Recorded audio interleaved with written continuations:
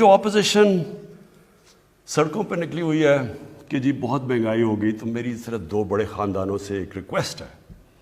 میں آپ سے بلکہ ریکویسٹ کرتا ہوں کہ 30 سال میں جو آپ دو خاندانوں نے پیسہ چوری کر کے ملک سے باہر لے کے گئے ہیں، آدھا بھی آپ پیسہ پاکستان لے آئیں. میں آپ سے اپنی قوم سے وعدہ کرتا ہوں سارے کھانے پینے کی چیزوں کی قیمتیں میں آدھی کر دوں گا. بسم اللہ الرحمن الرحیم. ایاک نعبد و ایاک نستعین.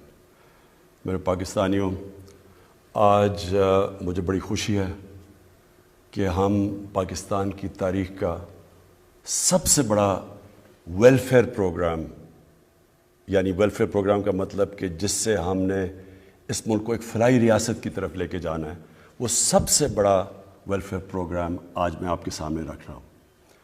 میں آج خاص طور پہ خراج تحسین پیش کرنا چاہتا ہوں ہماری احساس کی جو ٹیم ہے، جس نے 3 سال لگائے سارے ملک میں ڈیٹا بنانے کے لیے کہ جس سے ہمیں پتہ چلے کہ ہر خاندان جو پاکستان میں ان کی کیا حیثیت ہے، کیا ان کے حالات کیا ہیں. اور یہ بڑا مشکل کام تھا، 3 سال ہمیں لگے یہ پورا ڈیٹا بنانے کے لیے.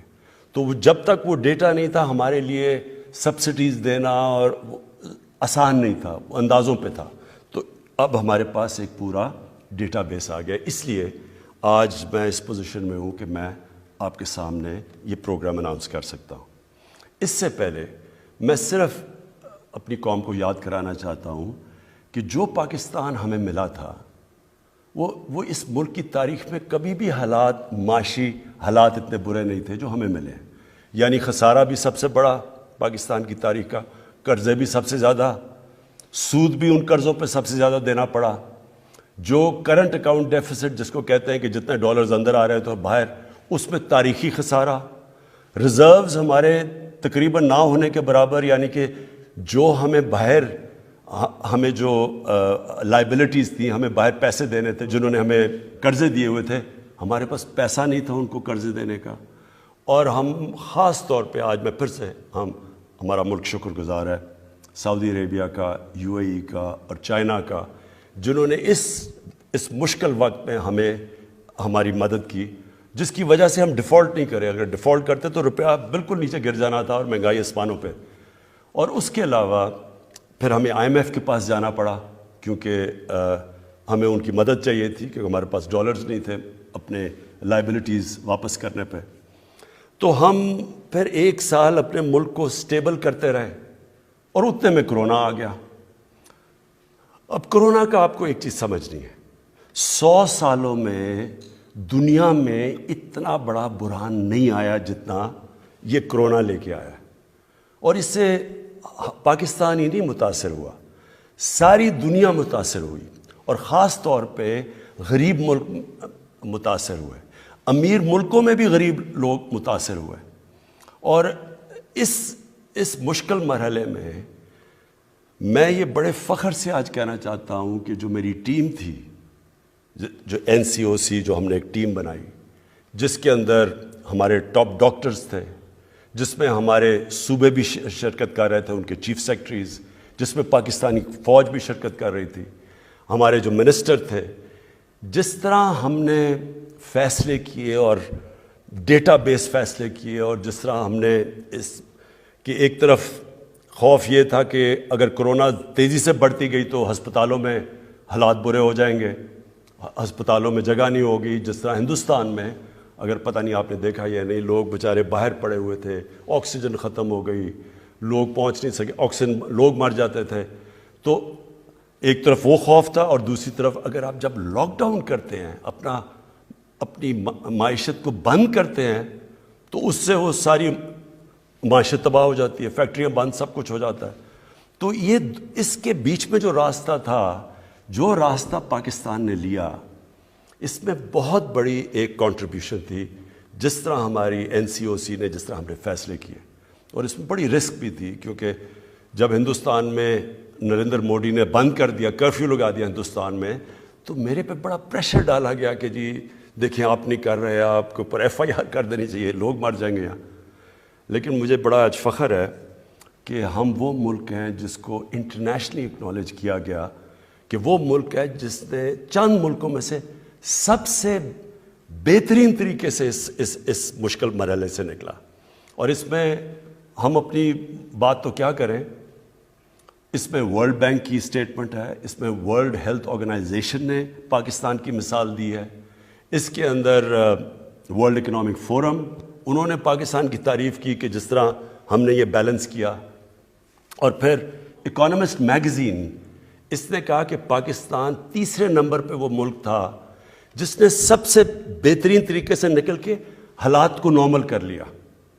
اور مجھے فخر یہ ہے کہ آج اگر آپ دیکھیں ہندوستان کے حالات دیکھیں جو جس طرح وہاں غربت بڑھی اور جس طرح ان کی اکانومی -7% پہ پہنچ گئی، اس میں ذرا میں صرف بتانا چاہتا ہوں کہ پاکستان کی پرفارمنس اس میں کیا تھی. امریکہ نے، یونائٹڈ اسٹیٹس نے، جب انہوں نے لاک ڈاؤن لگایا اور ان کی معیشت نیچے چلی گئی تو انہوں نے $4,000 ارب خرچ کیا اپنی معیشت کو ڈیمانڈ اٹھانے کے لیے.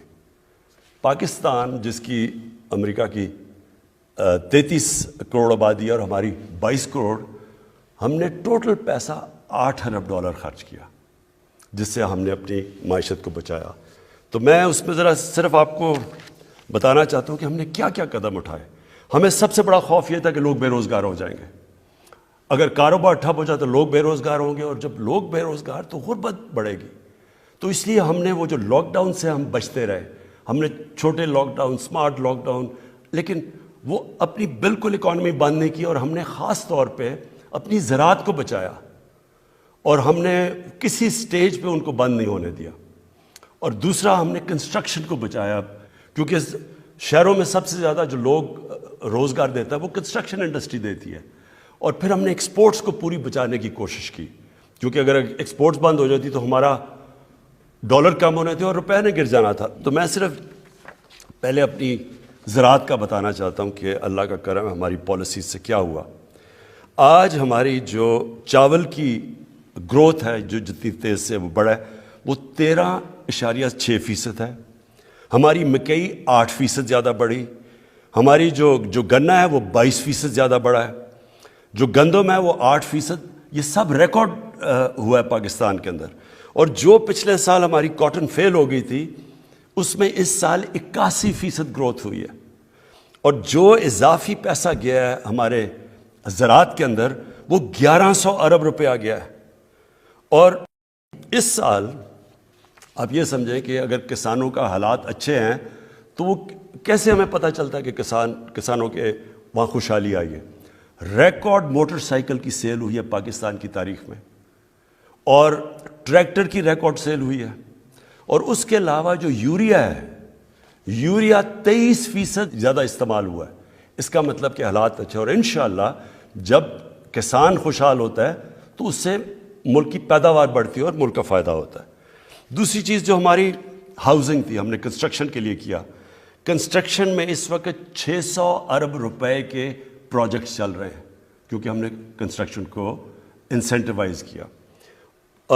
پھر ہمارا جو انڈسٹری ہے، اصل تو دولت ملک کی تب بنتی ہے جب اس کی ملک کی انڈسٹری اٹھے. تو پہلے تو میں آپ کو یہ بتا دوں کہ لارج سکیل مینوفیکچرنگ بڑی دیر کے بعد پاکستان میں پچھلے 3 مہینے میں تقریباً 13% اس میں گروتھ ہوئی ہے. اس کا مطلب ملک کی دولت میں بھی اضافہ، اس کا مطلب روزگار بھی زیادہ. لیکن میں اور انڈسٹریز بتا دوں کہ انجینئرنگ کے اندر 350% کہ ان کے پروفٹس کے اندر بڑھا ہے، ان کا نفع بڑھا ہے 350 ارب روپیہ. ٹیکسٹائل میں 163% اضافہ ہوا ہے ان کے پروفٹس کے اندر. گاڑیوں میں 131% اضافہ ہوا ہے. سیمنٹ میں 113% اضافہ ہوا ہے. اور آئل اور گیس میں 75% اضافہ ہوا ہے. جو بجلی کی کنزمپشن بڑھی ہے، ہمیں کیسے پتہ ہے کہ ہماری انڈسٹری چلنی شروع ہو گئی ہے، ملک کی گروتھ ریٹ بڑھ گئی ہے؟ تو بجلی کی کنزمپشن میں 13% اضافہ ہوا ہے. اور جو ہمارا ٹیکس ہے، جو پاکستان کی جو سب سے ہمیں کیوں ہم پھنس جاتے ہیں، ہمارے پاس اتنی آمدنی نہیں ہوتی اپنے خرچے پورے کرنے کے لیے، 37% ہمارا ٹیکس کے اندر اضافہ ہوا ہے. ہمارا جو ٹارگٹ ہے ٹیکس کا اللہ کا خاص کرم ہے کہ ہم اس ٹارگٹ سے اوپر جا رہے ہیں. یہ بڑا کم ہوا ہے پاکستان میں. تو ہمارے انڈیکیٹرز اللہ کا شکر ہے کہ صحیح راستے پہ چلے گئے. میں صرف ایک اور بڑی خوشخبری سناؤں کہ جو آئی ٹی ہے، جو نوجوانوں کے لیے جو فیوچر ہے پاکستان کا آئی ٹی کا، پچھلے سال 47% اضافہ ہوا آئی ٹی کے اندر، اور اس سال لگ رہا ہے کہ 75% ہماری آئی ٹی کے اندر گروتھ ہو رہی ہے. تو یہ ہمارے یوتھ کے لیے بڑی خوشائن چیز ہے. لیکن اب میں جو ایشو ہے اس کی طرف آنا چاہتا ہوں کہ جو مہنگائی کا مسئلہ ہے، اور مہنگائی کا واقعی مسئلہ ہے. اور میں اپنے جو ہمارے میڈیا میں بھی لوگ بیٹھے ہیں، اپوزیشن کا تو خیر ہمیں پتہ، ان کا تو کام ہے اور ہونا بھی چاہیے کہ تنقید کرنا گورنمنٹ پہ. میڈیا کا بھی کام ہے، تنقید کرتے ہیں، اور تنقید سے معاشرے کو فائدہ ہوتا ہے، کنسٹرکٹیو کرٹیسزم سے. لیکن میں صرف میڈیا کو چاہتا ہوں کہ تھوڑا بیلنس کریں کہ کیا ہماری گورنمنٹ کی وجہ سے کتنی مہنگائی بڑھی ہے، اور کیونکہ ہم ایک دنیا کا حصہ ہیں، جو دنیا میں جو ہو رہا ہے اس کی وجہ سے ہمیں کتنا نقصان ہوا ہے، ہمارے لوگوں کے اوپر کتنا بوجھ پڑا ہے. تو ایک بلومبرگ کموڈٹی انڈیکس ہے، اور میں اپنے جو ہمارے نوجوان ہیں وہ تو اپنے موبائل فون کے اوپر گوگل کر سکتے ہیں، لیکن میں اپنے میڈیا کے لوگوں کو بھی کہنا چاہتا ہوں. اس کے مطابق ایک سال میں 50% اضافہ ہوا ہے کموڈٹی پرائسز میں. پاکستان کے اندر جو انفلیشن ہے، جو مہنگائی ہے، وہ 9% ہے. انٹرنیشنلی بلومبرگ کے انڈیکس کے مطابق 50% اضافہ ہوا ہے. میں اور ملکوں کا بتاؤں، مثلا ترکی ہے. ترکی کے حالات ہمارے سے بہت بہتر تھے. ترکی میں مہنگائی 19% ہے آج ان کی جو کرنسی ہے، ہم کہتے ہیں نا ہمارا روپیہ گرا ہے، ان کا 35% ان کی کرنسی نیچے گری ہے. امریکہ کے اندر 2008 امریکہ اور یورپ کے اندر 2008 کے بعد سب سے زیادہ مہنگائی ہوئی ہے. آپ چائنا، اس کا جو پروڈیوسر پرائس انفلیشن ہے، پروڈیوسر پرائس انفلیشن، وہ 26 سال میں سب سے زیادہ اس کی مہنگائی اوپر گئی ہے. اور جرمنی میں 50 سال کے بعد سب سے زیادہ مہنگائی ہوئی ہے جرمنی کے اندر. گیس کے اوپر آ جائیں، کیونکہ ابھی سردیاں آ رہی ہیں اور ہمیں گیس کا مسئلہ آنے والا ہے. گیس پہ آ جائیں. امریکہ کے اندر 116% تک نیچرل گیس کے اندر قیمتیں بڑھی ہیں. یورپ میں 300% تک گیس کی قیمتیں بڑھی ہیں. اور پاکستان میں جو آپ کے گھروں میں گیس جا رہی ہے اس کی کوئی قیمت نہیں بڑھی. قیمت تو بڑھ رہی ہے وہ جو ہم باہر سے گیس امپورٹ کر رہے ہیں. اب اس کا میں پھر سے کہتا ہوں کہ ہم اس کا کیا کریں؟ جو انفلیشن باہر سے آ رہی ہے، اگر تو اللہ کرے کہ ہمارے ملک میں یہ ساری چیزیں ہوں تو ہم اور قیمتیں نیچے لے جائیں. لیکن باہر سے بھی جو آ رہی ہیں چیزیں، اس میں ذرا ایک چیز یاد رکھیں کہ جو فریٹ ہے، جو سمندر سے جو کشتیوں میں سامان آتا ہے پاکستان میں، 350% فریٹ کے اندر اضافہ ہوا ہے. اس میں اب پاکستان کیا کر سکتا ہے؟ پھر تیل پہ آ جائیں. اصل میں جب تیل مہنگا ہوتا ہے تو ساری چیزیں مہنگی ہو جاتی ہیں. اب تیل پچھلے 3-4 مہینے میں تیل کی قیمت 100% بڑھ گئی ہے. یعنی تیل تھا $42 کا، آج وہ پہنچ گیا $85 کے اوپر. ہمارے ملک میں کتنی بڑی ہے تیل کی قیمت؟ 33%. انٹرنیشنلی 100% بڑی ہے. اب ذرا یہ بھی ذرا دیکھ لیں کہ ہمارے جو ساتھ ملک ہیں جن کی جدھر بلکہ غربت ہمارے سے بھی زیادہ ہے، بنگلہ دیش اور ہندوستان میں. آج ہندوستان کے اندر تیل کی قیمت ہے $250 لیٹر.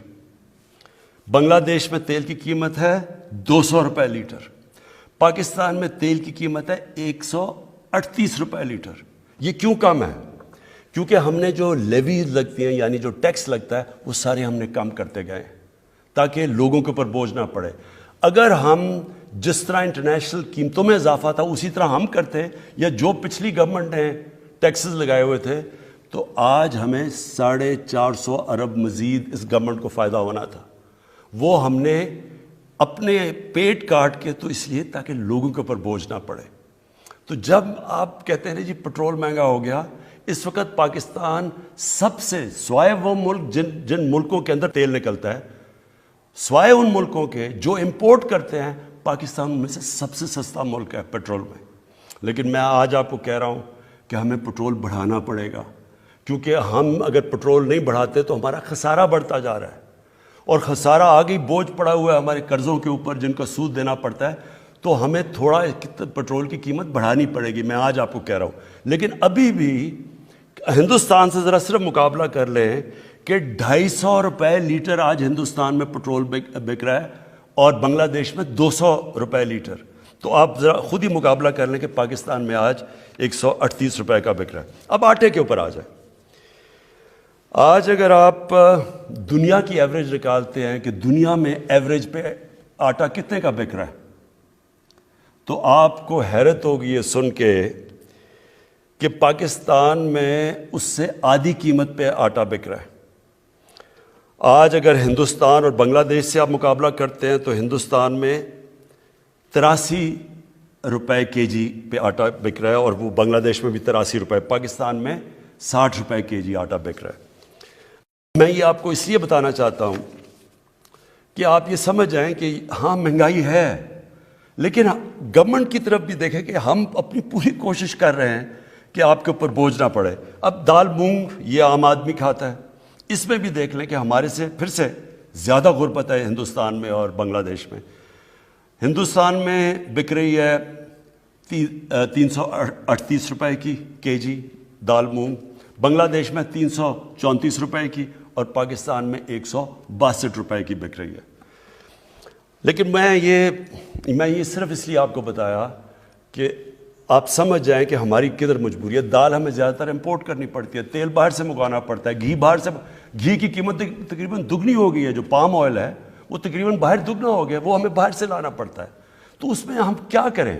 یعنی تو اس کے لیے ہم نے فیصلہ کیا، یہ جو اب پروگرام آپ کے سامنے رکھنے لگا ہوں، اس سب چیز کو دیکھتے ہوئے ہم نے ایک آپ کے سامنے پروگرام لائے تاکہ آپ کے اوپر بوجھ نہ پڑے، اور کم سے کم بوجھ پڑے۔ بوجھ تو خیر پڑا ہوا ہے، وہ دنیا کا مسئلہ بنا ہوا ہے، اور میں یہ بھی سمجھتا ہوں کہ یہ انشاءاللہ یہ سردیوں کے بعد یہ دنیا میں یہ جو سپلائی افیکٹ ہوا ہے کرونا کی وجہ سے، یہ ٹھیک ہونا شروع ہوگا، قیمتیں نیچے بھی آ جائیں گی۔ لیکن ہم اب آپ کے سامنے ایک پیکج لے کے آ رہے ہیں، اور وہ پیکج ہے 2 کروڑ خاندانوں کے لیے، اور وہ افیکٹ کرے گا تقریباً 13 کروڑ پاکستانیوں کو۔ اور یہ پیکج ہے 120 ارب روپے کا، جو فیڈرل اور پروونشل گورنمنٹ مل کے دے رہی ہے۔ اس میں ہم 3 کھانے پینے کی جو سب سے زیادہ ضروری چیزیں ہیں، گھی، آٹا اور دال، اس میں آپ دکان میں جا کے اس پہ 30% آپ کو ڈسکاؤنٹ ملے گا۔ ہم 30% سبسڈی دے رہے ہیں گورنمنٹ، اور یہ 120 ارب روپے کی سبسڈی ہے، اور یہ انشاءاللہ اگلے 6 مہینے تک ہے، تاکہ یہ جب مشکل وقت نکل جائے تو اس میں آپ کو 30% آپ کو اس میں بچت ہوگی جب آپ جا کے یہ 3 چیزیں خریدیں گے۔ یہ جو ہمارا پیکج ہے انشاءاللہ اگر ہمارے جس طرح ہمارا ٹیکس بڑھتا جا رہا ہے، ہمارے پاس اگر اللہ ہمارے حالات بہتر کرے تو یہ ہم مزید آگے بھی بڑھا سکتے ہیں، لیکن ابھی مجبوری میں یہ ہم لے کے آ رہے ہیں۔ اب اس کے علاوہ آپ کو پتہ ہونا چاہیے کہ احساس کا اس کے علاوہ 260 ارب روپے کے احساس کے پروگرام چل رہے ہیں، اور یہ بھی صرف اور صرف یہ 1 کروڑ 20 لاکھ خاندانوں کے لیے 260 ارب روپے کے ہمارے جو پروگرام ان کے لیے ابھی بھی چل رہے ہیں، یہ اس کے اوپر پیکج دیا جا رہا ہے۔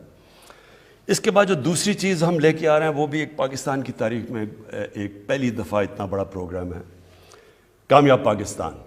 کامیاب پاکستان کے اندر ہم کیا کر رہے ہیں؟ ہم نے 1400 ارب روپے کی فنڈنگ رکھی ہے، اس میں 1400 ارب روپے۔ کبھی پاکستان کی تاریخ میں اپنے کمزور طبقے، اور کمزور طبقے کا مطلب یہ ہے 40 لاکھ خاندانوں کے لیے یہ ہم لے کے آ رہے ہیں۔ 40 لاکھ خاندانوں کے لیے ہم نے یہ ایک سود کے بغیر قرضوں کا پروگرام لے کے آ رہے ہیں، تاکہ سود ان لوگوں کو ہم اوپر اٹھا سکیں۔ تو اس کے اندر سب سے پہلے گھر بنانے کے لیے سود کے بغیر آپ کو قرضے دیے جائیں گے۔ یہ جو 40 لاکھ خاندان ہیں، آپ اپنا گھر بنا سکیں گے سود کے بغیر قرضے لے کے۔ پھر اگر کسان ہے تو اس کو 5 لاکھ کا قرضہ ملے گا سود کے بغیر، اپنا وہ جو بھی اپنی زمین پہ انویسٹ کر سکے۔ شہروں کے اندر کاروبار چلنے کے لیے آپ کو قرضہ دیا جائے گا سود کے بغیر 5 لاکھ کا. پھر ایک خاندان میں ایک فرد کے لیے اسکل ٹریننگ کروائی جائے گی تاکہ اس کو کوئی ہنر سیکھے, تاکہ وہ اپنے پیر پہ کھڑا ہو سکے, اپنے سارے خاندان کی بھی مدد کر سکے. اس کے ساتھ کنیکٹڈ ہے کامیاب جوان پروگرام. ہمارا جو کامیاب جوان پروگرام ہے اس میں اب تک ہم قرضے دے رہے ہیں 22,000 نئی چھوٹی چھوٹی بزنس کے لیے ہم نے قرضے دیے ہیں, جس کے اندر 30 ارب روپیہ ہم دے چکے ہیں. 30 ارب روپیہ یہ 22,000 بزنس کے لیے. ساتھ ساتھ 2 لاکھ لوگوں کو سکلز ایجوکیشن بھی دے رہے ہیں, یعنی ہنر بھی سکھا رہے ہیں. اور اس کے ساتھ بھی کنیکٹڈ ہے پاکستان کی تاریخ کا سب سے بڑا اسکالرشپ پروگرام. اور یہ اس لیے امپورٹنٹ ہے کہ یہ اگر کوئی چیز بھی ہمارے نچلے طبقے کو, کمزور طبقے کو اٹھا سکتا ہے وہ ہے تعلیم. اور اس کے لیے کبھی اتنا بڑا پاکستان میں پروگرام نہیں ہے. 60 لاکھ اسکالرشپس اور اسکول اسٹائپنڈز یہ ہم دے رہے ہیں, اور اس میں ہم 47 ارب روپیہ ہم خرچ کر رہے ہیں اس کے اوپر, اس بڑے پروگرام میں, جس میں صوبے بھی شامل ہیں. یہ ٹوٹل پروگرام کی میں بات کر رہا ہوں جس میں ہائر ایجوکیشن, صوبے, ہم سب مل کے کر رہے ہیں. 60 لاکھ اسکالرشپس اور اسکول اسٹائپنڈز یہ کبھی اس ملک کی تاریخ میں کبھی کسی گورنمنٹ نے نہیں دیا. اور آخر میں ہیلتھ کارڈ. میری شروع سے کوشش یہ تھی کہ اس ملک کے اندر جو سب سے ایک مشکل وقت ایک خاندان کے اوپر آتا ہے کہ اگر گھر میں بیماری ہو جائے اور ان کے پاس پیسہ نہ ہو علاج کروانے کے لیے. اسی لیے شوکت خانم بنا تھا. وہی کینسر کے علاج اتنا مہنگا تھا. جب میں نے دیکھا کہ ہمارے لیے اتنا مشکل تھا, اللہ نے ہمیں حیثیت دی تھی, تو جن کے پاس کچھ نہیں تھا وہ کیا کریں اگر ان کے گھر میں بیماری ہو. تو اس لیے وہ سوچا تھا. تو میں نے تب بھی سوچا تھا کہ ایک دن اللہ نے مجھے موقع دیا تو ہر پاکستان کے خاندان کو میں ایک ہیلتھ انشورنس دلواؤں گا. اور مقصد اس کا یہ ہوگا کہ ہر خاندان میں اگر کبھی بھی بیماری ہو تو ان کے پاس پیسے ہوں اور وہ جا کے کسی بھی ہاسپٹل میں اپنا علاج کروا سکیں. تو یہ جو ہمارا پروگرام ہے یہ پوری طرح اس وقت پختونخوا کے اندر شروع ہو گیا ہے. سارے پختونخوا کے خاندان اس وقت ان کے پاس ہیلتھ انشورنس ہے, اور وہ کسی گورنمنٹ ہاسپٹل میں 10 لاکھ روپے تک اپنا علاج کروا سکتے ہیں. اب یہ اسلام آباد کی ساری ایریا میں بھی شروع کر رہے ہیں ہم, اور تقریباً ہم کر چکیں گے اس 1-2 مہینے میں. اس کے بعد یہ پنجاب میں شروع ہو رہا ہے دسمبر کے آخر میں. مارچ تک سارے پنجاب کے خاندانوں کے پاس ہیلتھ کارڈ آ جائے گا. کسی بھی ہسپتال میں جا کے 7 سے 10 لاکھ روپے تک اپنا مفت علاج کروا سکیں گے. اور یہ جتنے بھی آزاد کشمیر جدھر ہماری گورنمنٹس ہیں یہ پروونشل گورنمنٹس کر رہی ہیں. گلگت بلتستان میں کر رہی ہے. میں نے جو ہماری کولیشن گورنمنٹ ہے بلوچستان میں, میں نے کل چیف منسٹر سے بات کی کہ وہ بھی وہاں سے شروع کریں اپنا پروگرام.